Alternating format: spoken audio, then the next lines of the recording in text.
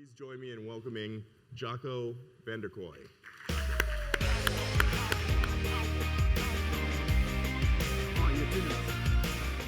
Well, a pleasure and a treat to stand here in front of you.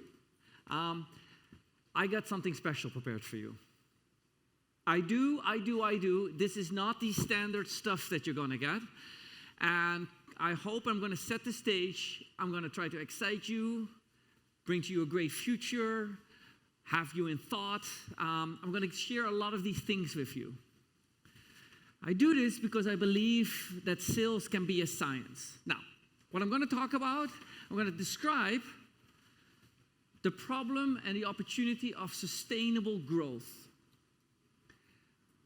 Many of you may have heard about blitzscaling, things like that, where we're seeing that growth can come at any and all cost. Folks, we're at the edges of that. What stands in front of you is a person who will literally cry his eyes out if I see any more human being killing an elephant, a whale, burn a forest. I cannot deal with that. So, to start off on a serious note, we cannot expect that we can keep on growing and growing in a world that is limited in its resources. Now, I'm thinking of the following. The mission for me is to change this world. I'm in a fortunate position that I don't have to do this because to make a good buck out of you, I can do this because I love doing this. And I've figured out that we can change the world by simply using the machine against them. The machine that this world is based on is on business. Business is driven by innovations. Innovations is what we're standing in the middle of. Innovations come from the SaaS world. Innovations are driven by the technology that sits behind them. Welcome everyone in this room. We can change the world. What I'm going to take you through is the understanding that there is a better thing than just being a unicorn. The challenge that most of our companies face is that we're unicorn-based. We live in a culture where venture capital is optimized around a unicorn. The unfortunate part of that is that there's also a counterculture. And that counterculture is the walking dead. Where 1 out of 1,000 of well-funded company becomes a success, the other 999 are essentially the walking dead. And what I mean with that is that if I look to that and I see the advances of decay that a company has, it goes through a variety of them. In the beginning, what you start to see, we may have a merger if your company doesn't work out. We may have a private equity buyout. You may become, subsequent to an acqui-hire. You know what? You may sell your intellectual property. If you keep going, at a certain point in time, even the furniture in the building is sellable in order to recoup whatever investment is left from the walking dead. I like to bring it to you. I've worked through a number of these. I just like to not believe that 999 are a no-win scenario. I resist it. And I like to think that many of you are equally interested in that. For that, I saw this clip. I was watching the other day television, and I wanted to bring this clip to you. As you watch this video, I want you to think, who are you in this particular clip? It's somewhat of a male-driven clip, unfortunately, but I hope that you can extend me a little bit of leniency here. A captain cannot cheat death. Your father was captain of a starship for 12 minutes. He saved 800 lives, including your mother's and yours. You were the one who said fear was necessary. The purpose is to experience fear. Fear in the face of certain death. To accept that fear. I'm scared, Spock. Help me not be. And maintain control of oneself and one's crew. So shit. Out of danger. This is a quality expected in every Starfleet captain. I saw greatness in you. And now I see you haven't got an ounce of humility. You think the rules don't apply to you because you disagree with them? The rules are for other people. You think you can't make a mistake. It's a pattern with you. And what's worse is you're using blind luck to justify your plain God. Your argument precludes the possibility of a no-win scenario. I don't believe in no-win scenarios. I dare you to do better. War's coming, and who's gonna lead us? You?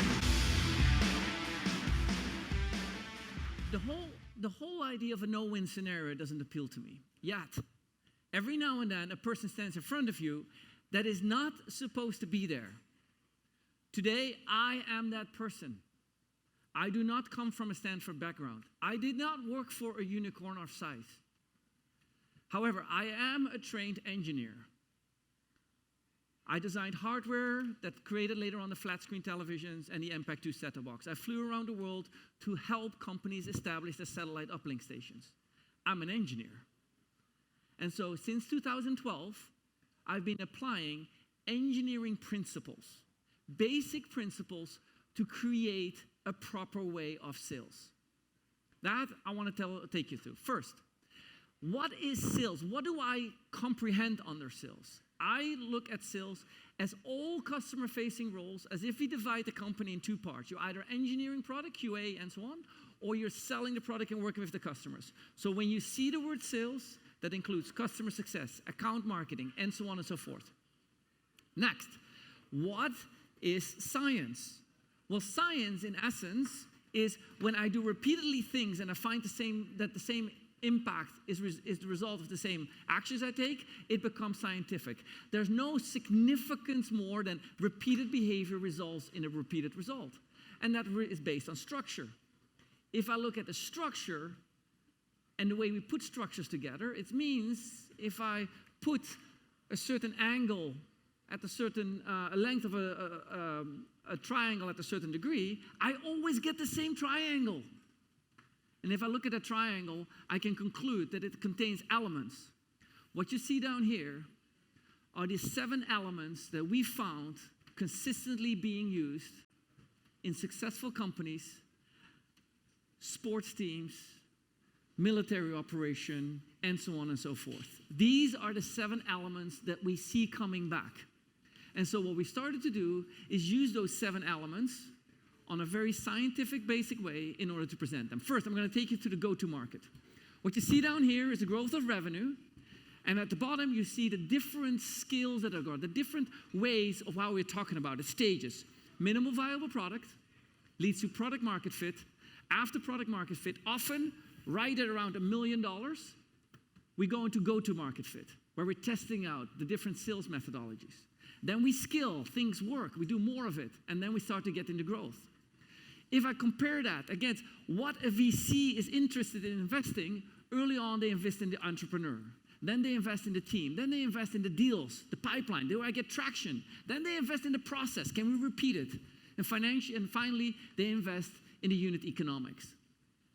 If I compare that and see like where a particular round of funding does, I'm looking at this particular round, often an A or a B round. Every time funding is applied, it is applied to amplify something. You get funding to go to the next stage. You get funding to grow. You get funding to build a product. Funding has a crucial role in this. However, if we see today, if I have this squiggly line, and I reach, let's say, $2 million, and I get $20 million in funding, the first thing that I'm going to do is I'm going to hire more marketing and salespeople. And what I'm going to do is I'm amplifying that behavior to the tune of the additional people. And the impact of that is very well known.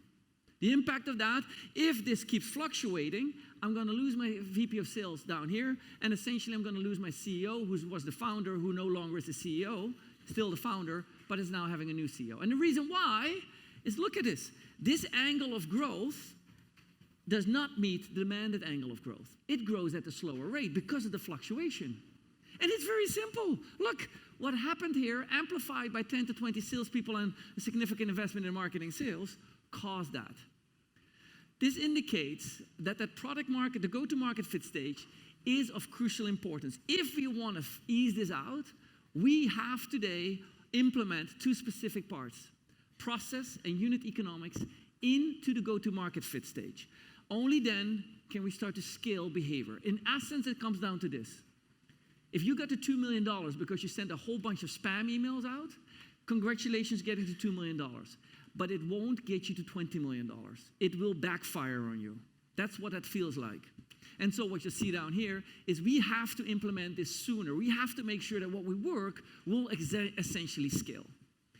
Now, what I'm going to do is I'm going to give you a few of these go-to-market models and say, like, use these models. I'm going to describe to you the most common mistakes, and what I'm going to try to depict to you the following. Every day, I see perfectly smart, intelligent human beings making incredibly stupid and unreasonable decisions. And I don't know why that is. It goes beyond my scope. I just know it happens every day. And so by minimizing that, we can fix a few things. Now, we're going to fix a few things starting here. What we have horizontally is deal size, annual contract value, what the deal is, the annual value that you get out of a first year. On the verticals, we're going to have the deals per year. There's 5 different go-to-market models for the sales organization. At the high end, we have named accounts. Big dollar deals, $2 million, $3 million, big deals. Low volume probably, you won't be closing them like 1,000 a month. You will probably be closing like maybe 1, 2, maybe a quarter or a year. Next, we have field sales, distributed organization placed in strategic locations. This could be in Europe, could be in Latin America, could be East Coast, West Coast, could be Salt Lake City, and so on and so forth. Field sales. 2-stage, SDR handing it off to an AE is a 2-stage sales organization. Sales development reps does all the lead development. AE picks up and closes. 1 stage, we now see that the price is getting so low on the product, we can't afford 2-stage anymore. The client acquisition cost is too high. So we move to a 1 stage. This is very well recognized when you're in a customer and you ask them for a demo, and the person says, let me set up a meeting with the AE for you. That's a 2-stage. If the person on the phone can immediately perform the demo, that's a 1 stage. Product-led growth. The product price now gets so low that we can no longer afford human oversight involved in the sales process. The product needs to sell itself. I'm a super enthusiastic user of a tool called Superhuman. I epitomize to be the marketing and sales force of Superhuman on stages like this when I talk about it. Such a great tool. In that role, product-led growth is the product is so good, it sells itself. Now, this I match up with generally 4 different go-to-market models for the marketing organizations. Inbound, well known, one-to-many, one-to-few, and one-to-one. In many cases, we call this outbound prospecting, targeted prospecting, referrals. As you can see, referrals matches up with the named accounts. When I was calling on Disney and on behalf of VeriSign, in order for me to be introduced into ESPN, I didn't go up down the chain and get from manager level to director level to VP. Scott Watson, the CTO of Disney, simply introduced me into the CTO of ESPN, one-to-one. It is not that scalable to thousands, but when you do it one-to-one, it's super effective. What we see generally is that when we match these 2 up, I want to make sure that if my deal size, in this case, is a certain value, that they both match up. To give you an idea, in the US, in Silicon Valley, this 2-stage organization, these 2 markers are $10,000 and $50,000. Once we exceed $50,000, the impact of a 2-stage sales organization no longer works for the simple reason that the SDR in the outbound prospecting call does not have the knowledge to address the C-level officer that he or she needs to address on the other side. The knowledge is not there. On the low end, below $10,000, we know that the client acquisition costs are simply too high. Now, common mistakes are the following. As you see, my deal size sits here. In this case, the deal size sits about, a particular client that I'm thinking about is about $70,000, sits here. Their outbound model should be field sales, and their marketing model should be one-to-few. What do they have? A 2-stage organization. They're winning anywhere from 50 to 100 deals per year. 50 to 100 deals they're winning per year. They're measuring their lead flow in 2,000 to 3,000 MQLs per month. It's a mismatch. I do not need 24,000 MQLs per month to win 40 deals, people. It's a clear mismatch. What they started to do is deploy a two-stage sales organization to sell to a chief security officer. The SDR ain't gonna have a conversation with the chief security officer. Go try to ask questions to a security company. They don't wanna answer questions. Next problem is maybe my deal size matches up with my sales organization. What you see down here is this case, we see the ACV goes lower. The annual contract value is now in the $30,000 to $40,000 range. The two-stage works. But what the marketing team is trying to do is an advanced ABM campaign targeting CXOs. Great for if you want to win maybe 10 or 20 MQLs, SQLs per month. This business runs on 400 to 500 SQLs account. Again, it mismatches. The last one that we see, which commonly happens, is I have a very low ACV, $2,000, $3,000, $4,000. And what I'm going to try to see is I'm going to try to put human resources in selling that based on an inbound campaign. Inbound campaign, great. But these two things, the cost of this is simply too high for that product. These are indications that the go-to-market model that we pick need to match up. Go-to-market. Next, data. When I look at data, and I ask any sales professional, including your CEO, I need twice the amount of sales. Almost anyone will respond, give me twice as many leads. Some people may say, give me twice as many people. And other people may say, you know what? Give me twice as big a product. Let me sell at a double price. What this creates is what we call a volume-based approach. That in order to get 2x, I need 2x. If we look at SaaS business is not built on a pipeline like that. It's not built on a funnel. It's built on what we call this bow tie. And in this bow tie, I'm having a land and an expand mode. In this mode, if I see down here, MQLs, SQLs, commits, customer live onboarded, customer generating recurring revenue, lifetime value, you see that what I'm constantly doing is I'm adding things up. How many deals did we win? Oh, we win 25. 5 from the East, 6 from the West, 10 from Europe. How much MQLs did we close? We got 2,000 MQLs, 1,000 from inbound, 500 to our webinar, 300 from Content X, 200 Y. We added all up, 2,000. We add things up. What this has created, it has created a model in SaaS that is not based on us adding things up. The SaaS machine is and operates as a system. As a system. Impact up front will result in impact on the end. They're all connected. That means that the operation, the mathematical operation, is not one of addition, it is one of multiplication. Now the cool thing is, on very basic math, if I multiply things a couple of times, I essentially leverage, I can perform what they call marginal improvement. In marginal improvement, a 10% improvement at various points along the line, 1.1 to the power of 7 at 7 points equals 2x. I can achieve the same doubling of the revenue by simply improving things. This is where I talk about sustainable growth. Unsustainable growth is, okay, give me another 2,000 leads this month. But in a sustainable growth, I can say, if I calculate this out, here's my conversion rate from MQL to SQL. Here's my conversion rate from SQL to SAL, and so on and so forth. Down here, I get to win. In this case, 1,000 leads at these conversion rates add up to approximately an MRR of $2,500. Now, what am I going to do? Is I'm going to show you that by making small improvements, 10% amount of leads improve from 12% to 14% conversion rate. Small improvement, huge impact. Basic math helps us to understand that as we start to treat it as a science, that essentially we can make equal or more revenue by making marginal improvements along the line.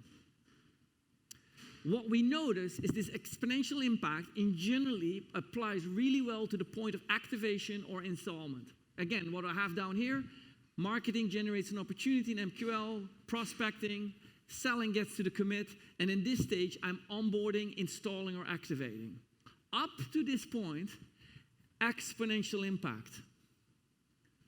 But then something even more magical happens. Compound impact. Compound impact, there is a difference. Although compound impact uses an exponential curve, it does something special. Down here, what you see is the formula for this. The revenue won by the organization minus the churn, increasing the upsell, compounded month after month, includes growth. It creates essentially a particular curve, and that curve is a compound growth curve.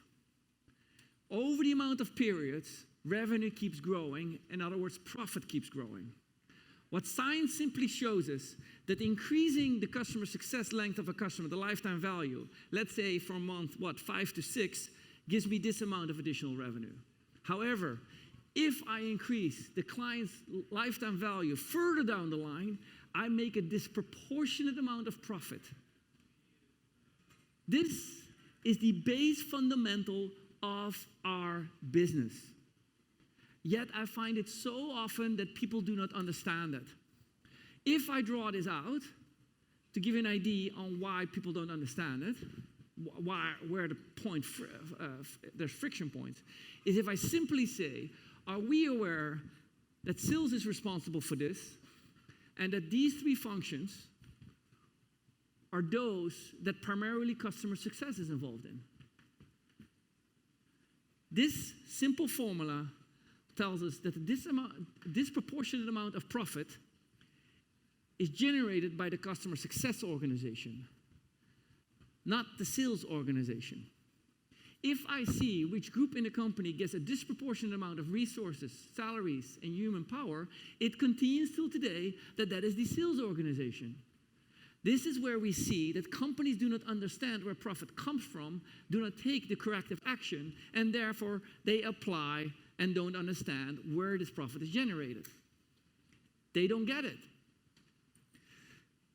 I found, and I'll say it in a more down-to-earth road, I find that most companies in the Bay Area have a maniacal focus on winning new customers. Maniacal. Win more deals. Yet this is also the very Achilles heel of what makes them successful.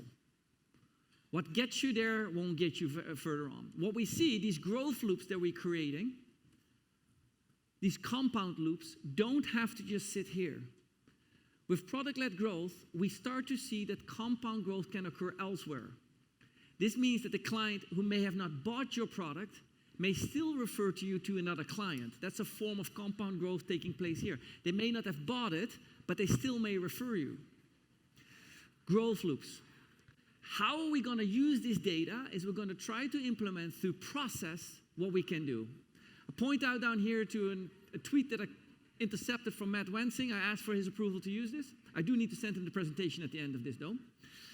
And he pointed out that some of the key things that he will not do as his next startup, will hunting and so on, I'll let you focus. I only want to point at two things.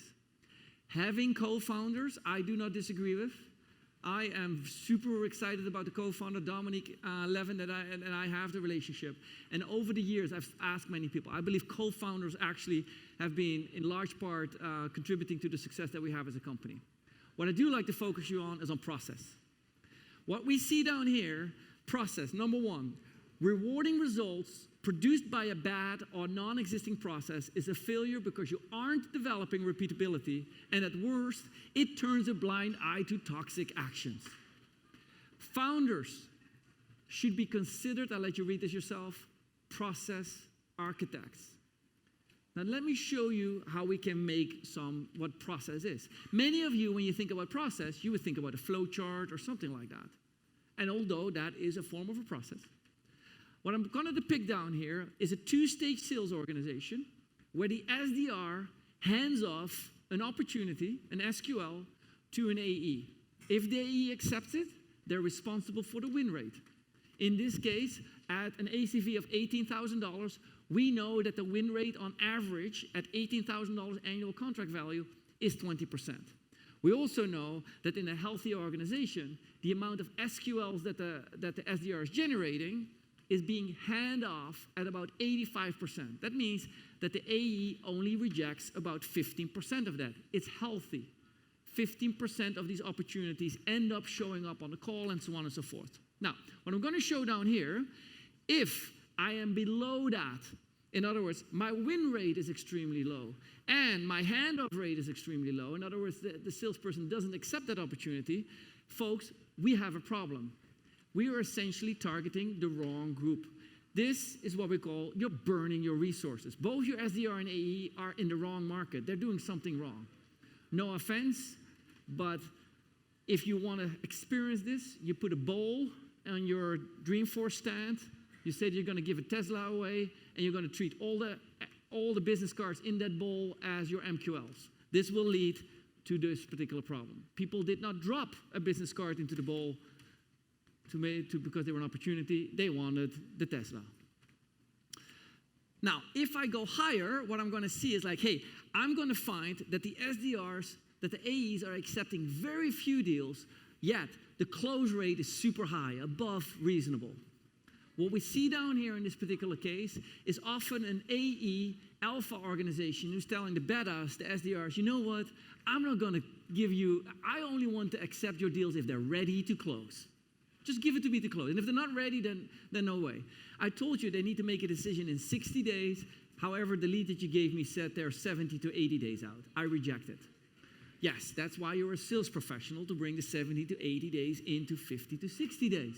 And so what we see down here, we actually need to learn the rep to train in this particular scenario, the reps to sell.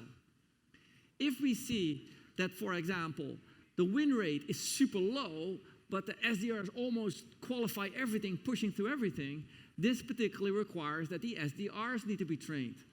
And if we see the final part, this is where there's sustainable and scalable growth possible.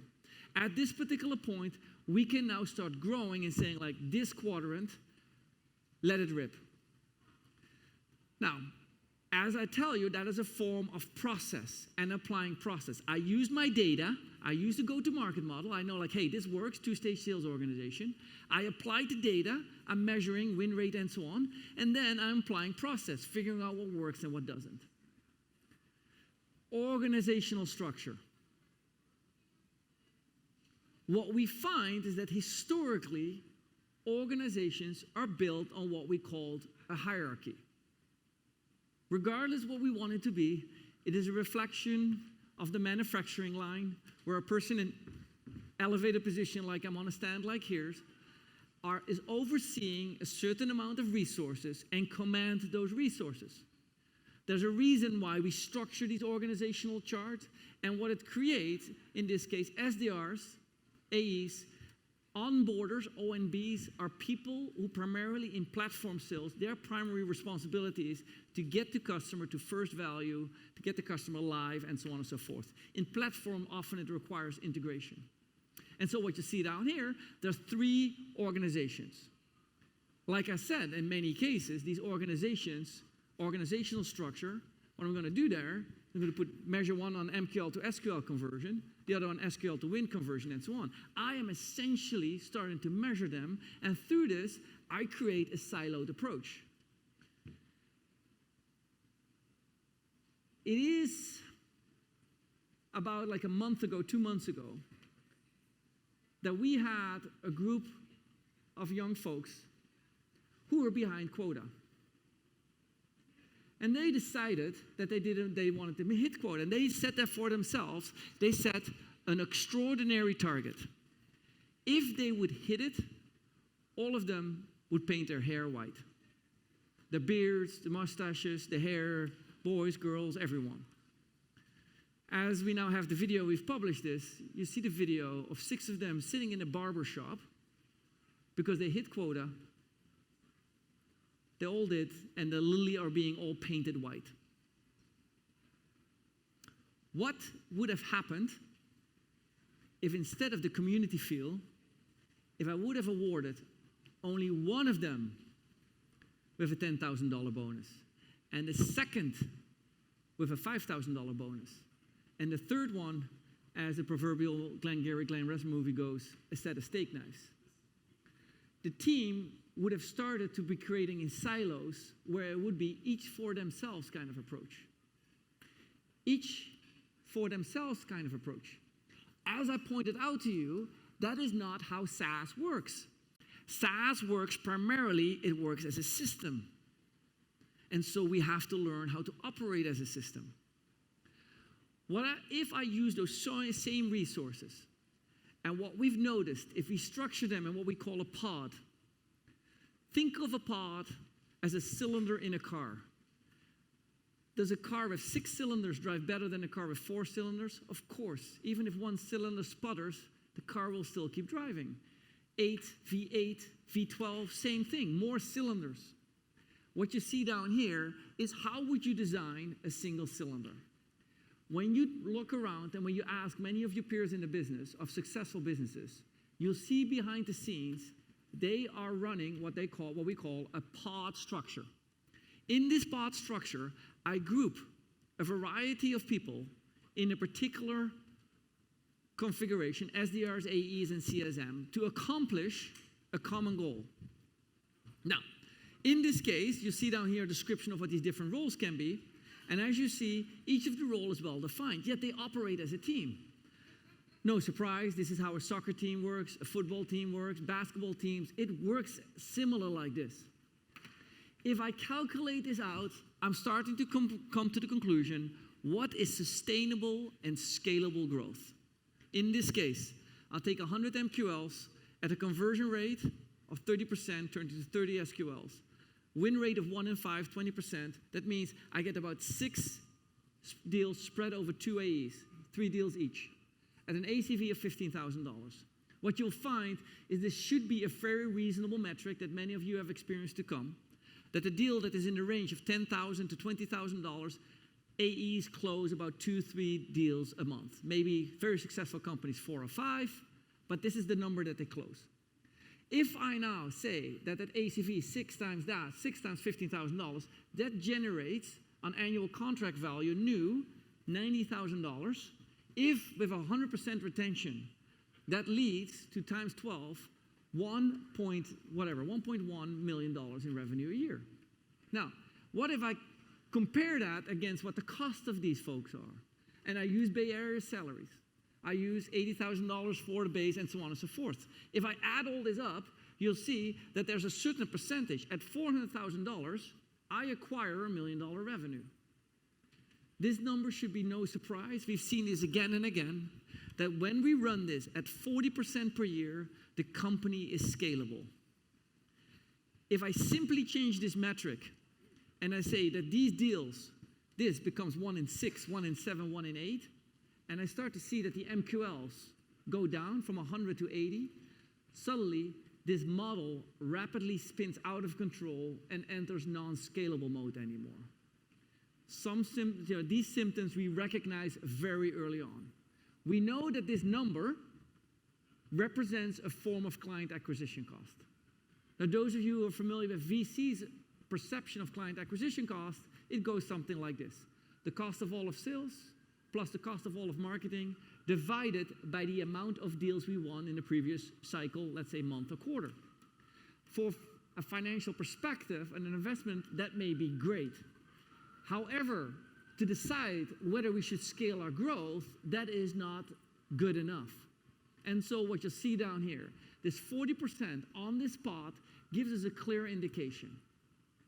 Now here's what I can do next with that. If I look at this pot, I can say, if I start them at the beginning of a cycle, a year, I can put them on market 1, that's the dollar figure I got.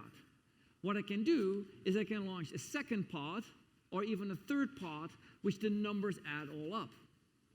We can now measure what is the average time it takes to ramp up a pod to create 80%, which generally needs to be somewhere in an application about 60 days, and then a platform takes about 6 months to ramp up. Yes, it takes 6 months to ramp up a pod to achieve 80% of the revenue goal.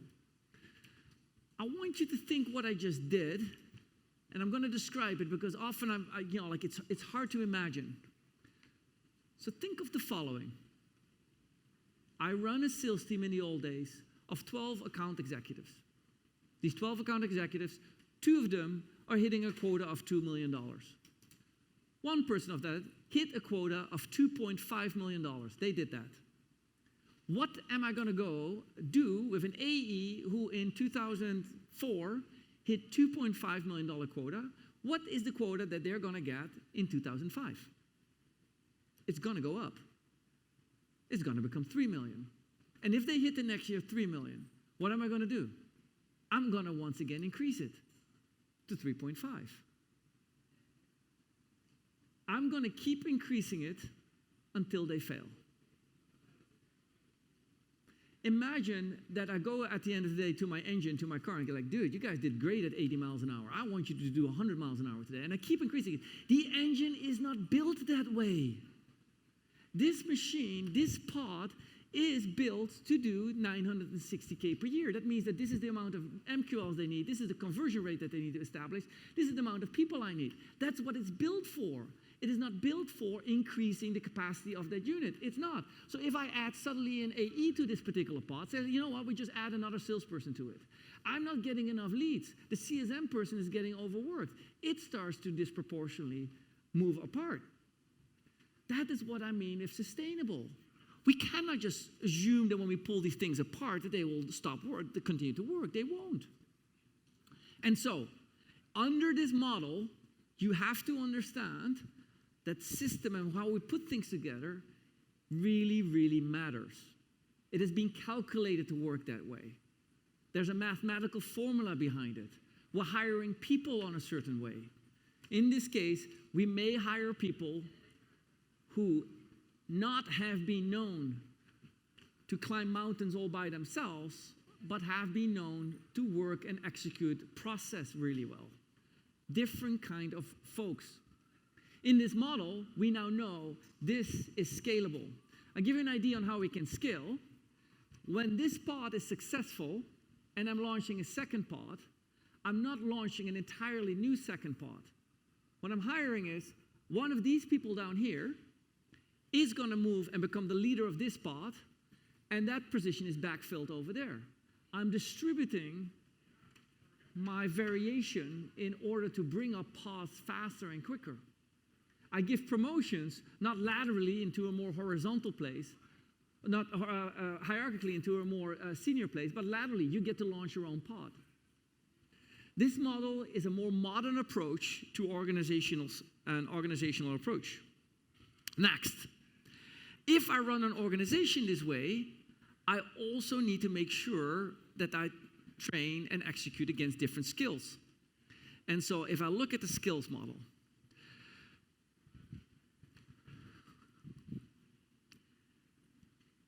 this is the Achilles heel. I'm looking around that many of you will go like, finally somebody put a finger on what the problem is. This is a problem for all of us in the Bay Area. What we see down here is this is called the Dunning-Kruger curve. This assumes that I have more knowledge based on watching a tweet, a YouTube video, whatever it is, an article. I mistakenly assume that I know a lot more than I really, really do. And what I'm trying to compensate with that is I see that the internet, the access to content, has only extrapolated this. It's only gotten bigger. So now, it doesn't take me a week to feel like I'm an expert anymore. Give me like 2 30-second video clips and I feel like an expert. The amount of vast knowledge online has increased. This creates a knowledge curve. However, the more I learn, the more I know, the more I realize I know squat. So down here, I come to the realization that actually I didn't know what selling was about. And so, for example, like in selling, we see this a lot. People watch a few videos and they think they can sell. Knowledge. However, there's another curve, and that curve is the skill curve. In the skill curve, I am not interested in what you know. I'm interested in what you can do. Think of this as swimming. As a triathlete, I've read many books about how to swim. Your stroke, how you need to turn, your head position. I can probably cite it. I probably could give you a class on how to swim. Sooner or later, we need to get in the water and be swimming. That is where the skills turn in. Skills, however, have a knack that you don't learn them overnight. it takes quite a bit of time to learn about skills. What we've noticed is, this is not us, this is just general knowledge. It takes between 1 and 4 years to essentially develop a skill in a new area. Now look what I do. That's where I get my productivity. Now let's put that against the average tenure of people in the Bay Area. I got a productivity gap issue. Now, what is the one way how we're going to solve that? The number one way is we're going to give people training on how to do this. If I come back and if I look at people who come from school, if I look, what we have currently done is we have brought in the productive workforce from average mid-40s to mid-50s people to mid-20s to mid-30s people, which is perfectly fine. The problem with the earlier career folks is when I come out of school, my entire productivity cycle is measured on knowledge, amplified or exemplified through grades. When I know my knowledge, I get a grade. That's how I'm being rewarded in the knowledge-based system of an educational system. So I come out of school and I respond very well to knowledge. Training equals certification. If we want productivity, we need something more. We need coaching. Coaching is not where I'm your manager and said, if you do this, and you only hit 20 SQLs this month, you should hit 22. Or my gosh, you hit X amount of business, you should hit Y. That's managing. Coaching is different. Coaching is where I look at you and I try to help you be successful. Try to help you get there. This coaching is currently unknown to many folks in businesses and startup businesses. They're not aware of how to do that. Give you a few ideas of coaching. Role play, turn-by-turn directions, diagnosing a client together. Coaching is not where I stand at the side of the line and says, I could have done better. You should have scored. That's not coaching. What coaching is when I see my son being coached in lacrosse, that he's being called off the field, and that on the side, him and the coach are practicing how he has to make a defensive maneuver. They're standing there intimately dancing for 30 seconds to a minute, and the coach sent them back out. Go back at it. That's coaching. It is not with the intent to give somebody a promotion or a demotion. It's not with the intent to make him more money. It's with the intent to make him better. One of my big foresights, what I believe, that as companies, we should differentiate and take away from the managers their coaching ability. I would rather say from the problem is as follows. If you're my manager and you're supposed to coach me, but at the same time you hold the hand on the wallet and the promotion, it's really hard to coach somebody when you maneuver both. My suspicion is that over the next 5 to 10 years, anything that involves promotion, money, and so on will go to a 360 and go straight to HR, and managers will cease to exist and start to become more and more coaches. Something to ponder on. This coaching has indicated to us that there's now 4 levers on what we can look at. We can measure a person's performance on results, which is that they're bringing. How much revenue they close, how much clients that they onboard.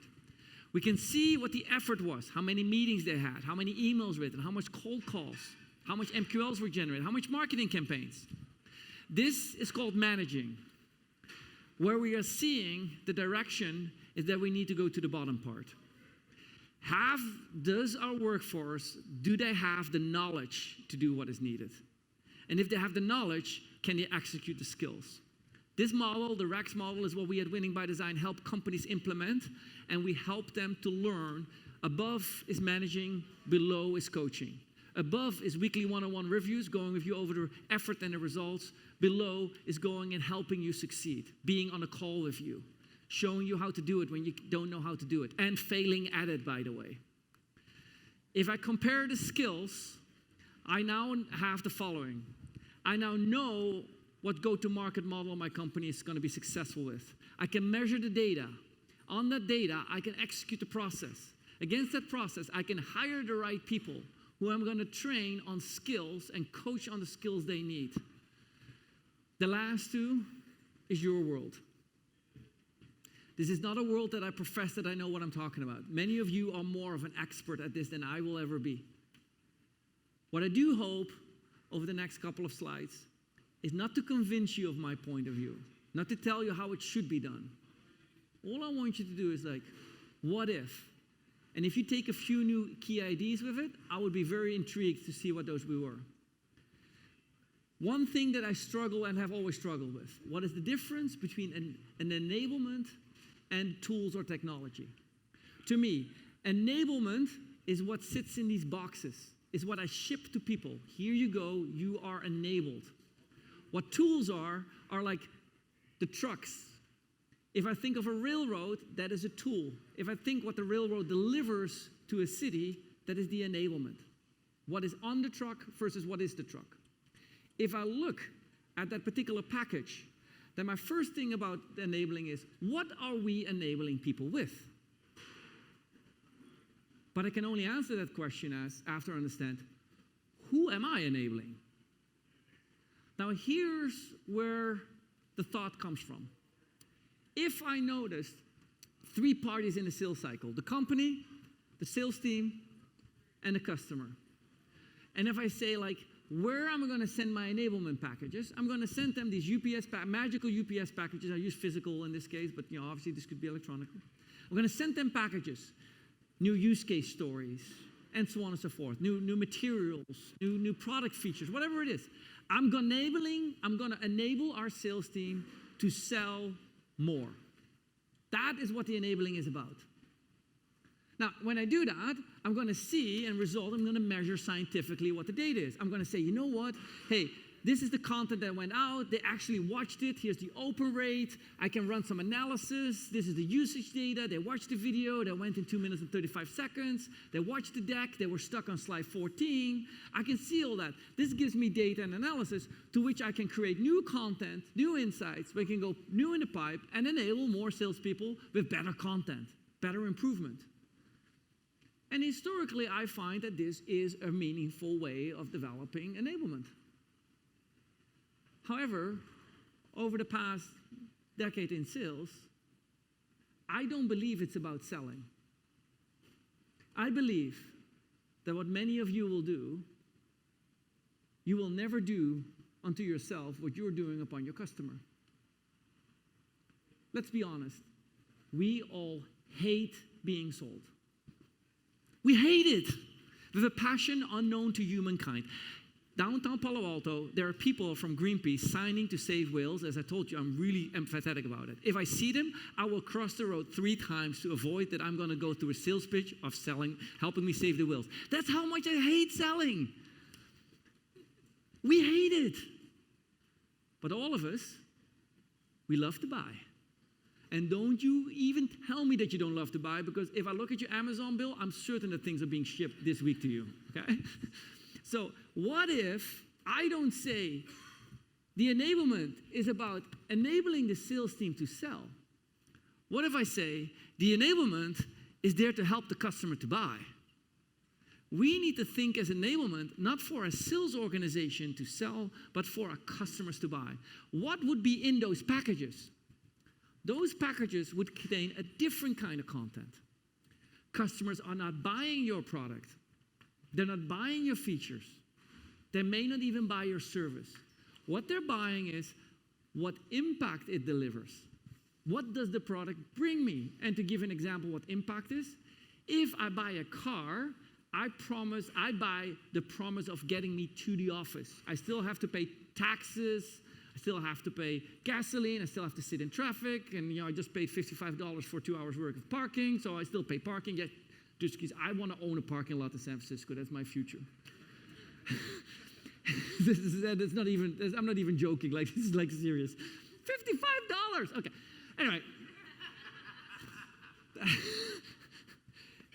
Doesn't matter the car either, right? Okay. So when I buy an Uber, I buy the impact. I don't buy the promise of getting me somewhere. I'm buying purposely, will it get me there? Your customers are no longer buying the value that your product says it can do.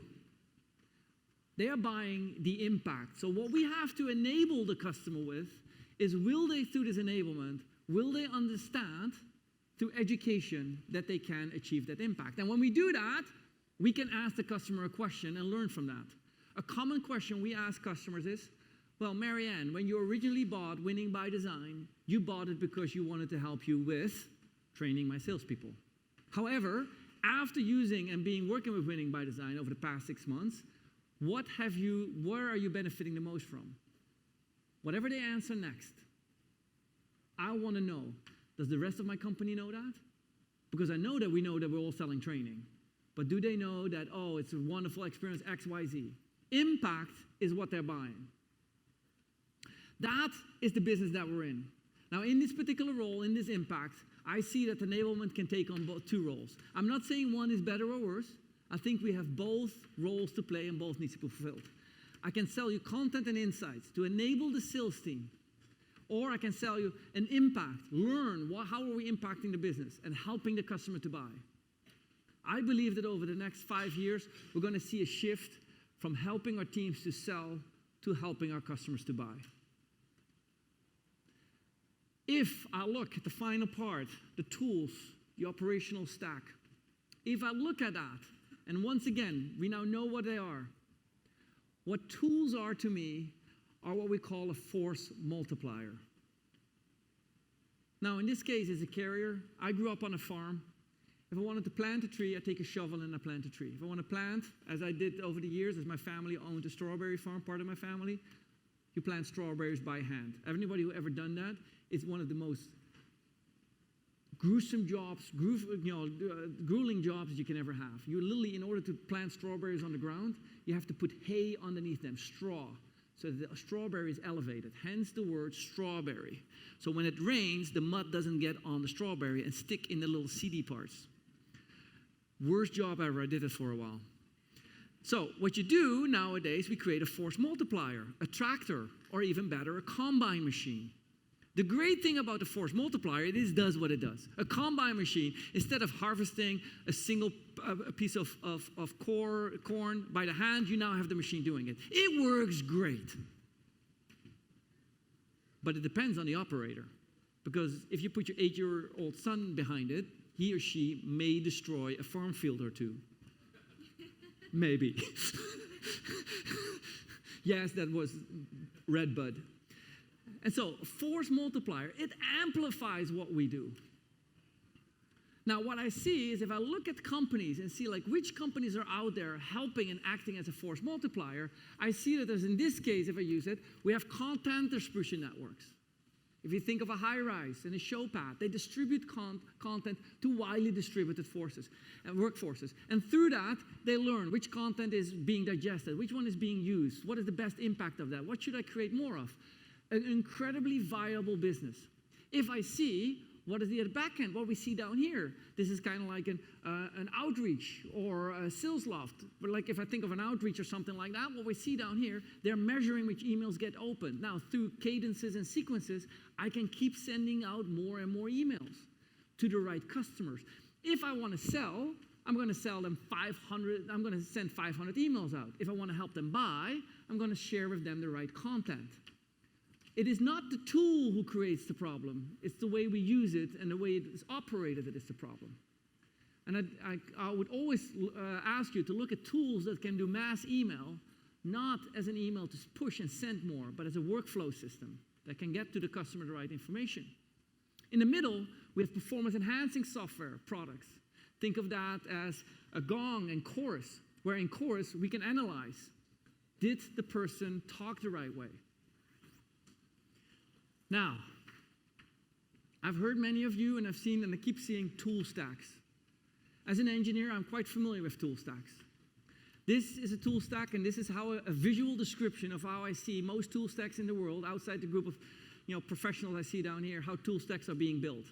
Hey, you know what? I think I need some CRM. Then I apply, and it builds, and it builds, and it builds. And that is what a stack is. It stacks on top of each other. If I pull one of these pieces out, and I say, you know what, I don't need that piece anymore, you'll see that tool stacks have an ability to fall apart. Try to rip out something as simple as a CRM. If you're an early stage company, and let's say you grew up on copper, you have to replace that because at a certain point in time, you're 200 people now, you want to move to Salesforce. this is what you're left with. You need to retouch and redo everything. How do we properly design? Fortunately, this is what I have a little bit experience with as an engineer. And so what I look at is like I differentiate in what are different tools. At ground level, we have a server. And what the server is all about, think of it as, am I built on a Microsoft service system? Am I built on a Google service system? And so on. On top of that, I built my platforms. Think of that as a Marketo, Salesforce, and so on and so forth. On top of that, I built applications that are integrated. Think of that, in this case, as an outreach integrated with Salesforce. And on top of that, I have non-integrated applications. Data does not flow back and forth. If I now structure those across the different roles, I get what we call a proper designed tool stack. Tools are communicating horizontally, are operating in different areas, and can communicate vertically. As I realize, what is the role of this tool stack now? Earlier on, I depicted to you or brought up to you is that the role is about impact. Are we able to impact our customers' business? If we use this particular tool stack as a way to focus on that, what I can create is I can try to figure out which different function is there to the tool stack. If I, in this case, use a chorus, and I say like chorus, it's somewhere in sales, it's call recording software. If I now listen to the call and can see if the person talks about impact, discusses impact, I now connect into my journey. I can later on see and analyze the call. Did we deliver the impact? Are we having tools that point to the customer every month, every week, every day, the impact that was delivered? What we see down here, which is one of the biggest misunderstandings of our SaaS business. If you want to achieve recurring revenue, folks, you have to deliver recurring impact. That impact is going to come through all these tools, properly structured. And so what I want to see down here, content engines that amplify impact, use case stories delivered through YouTube videos, whatever the tool the stack is, to position that impact. Measurement tools that say impact is being delivered. Tools that then distribute to the client, you have achieved it, like you have a Slack report every month. And then finally, the upsell, cross-sell opportunities because the impact was achieved. To me, this is a tool stack that is based on achieving what a customer wants, impact. What you see down here is many of these plans that I distributed and sent can be found on Lucidchart. If you go to lucidchart.com/WBD, you can find these. All these designs on how you properly design tool stack and so on. What I can also say to you is that this gives to us the 7 pieces that we put together. I find that the world has become a little different. And as I give you this final video, and then after that I'll say a few more things, as I want you to watch this video, I want you to understand how the world has changed. For some of you who were here during the opening, we saw the video of the rocket launch with a 3-stage launch. Launching rockets ain't the cool thing anymore. The world has changed. I have created this video playlist for you of all these training sessions individually. When you click on this and when you upload this, you'll find on our YouTube channel every one of these specific sessions on a specific topic. You can find that back. This particular video will point, or in a second I will point this particular video. What we see down here, there's 2 kinds of culture that I want you to think about. We can either continue to be a people culture, where tools are there used to improve a person's performance. Great. Or we can build a science culture. When the things are going wrong in a people culture, we fire people. And just on the way over here, I heard another story. VP of sales hired 6 months ago, didn't hit the quota, person is fired, people are fired. It happens all the time. If we continue to hire people when we do great and fire people when we do not so great, that is a people culture and is considered unscalable.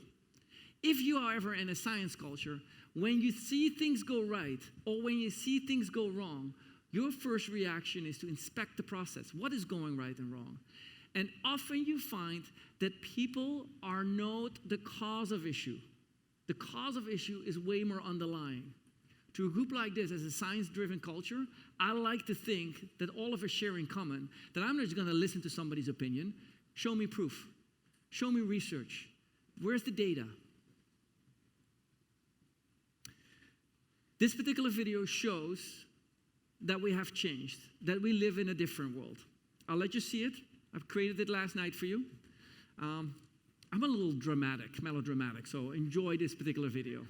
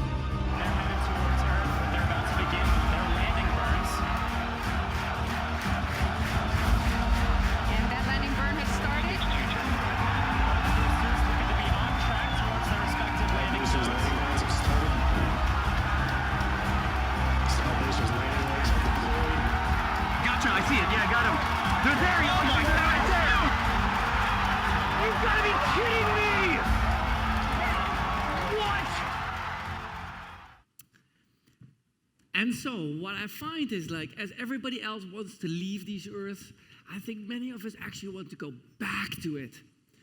And if I hear certain growth in sales, I go like, is it sustainable? Does it actually matter? Because I don't know about you, but I do not like to wake up in the morning and say, let me go make somebody else a multimillionaire. That's not my aim in life. And I think many of you will not wake up. But what we can do by approaching what we do from a scientific perspective, we can make a difference. We can create sustainable growth in our innovative companies. And by working for the right companies, we can change the world. Sustainable growth simply means that we act responsibly with the tools, the content, the people, and we use organizational structure, process, data-driven, properly fundamentals of modeling in order to achieve that. With that, I want to let you, thank you very much for having, it is no observation, no surprise.